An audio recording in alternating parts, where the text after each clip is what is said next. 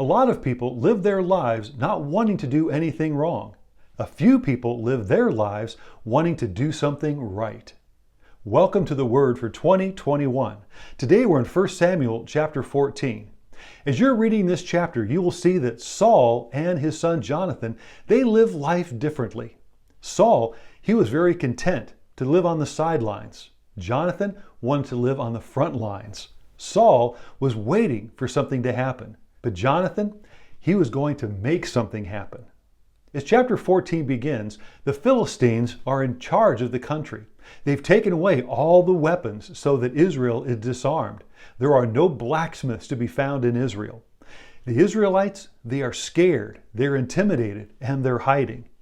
Saul, however, is found resting under a pomegranate tree. He's on the outskirts. He's on the sidelines. He's watching things happen. He's not engaging the enemy, rather, he's just a spectator. Jonathan, however, doesn't want to just be an observer, but he wants to be an overcomer. The mindset, it appears, for Saul was, well, let's see what the enemy will do. But the mindset of Jonathan, let's see what God will do.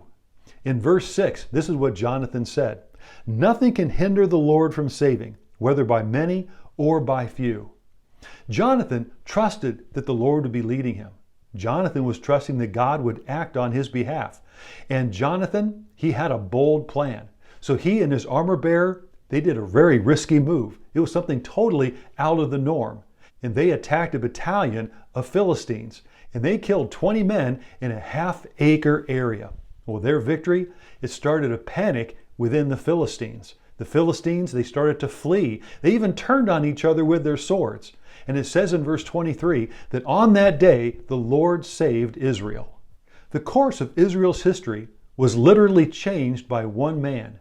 One person made a difference.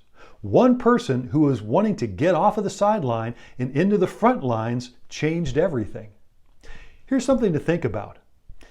If you or I don't do anything, then nothing is going to happen. In your life, do you want something to happen?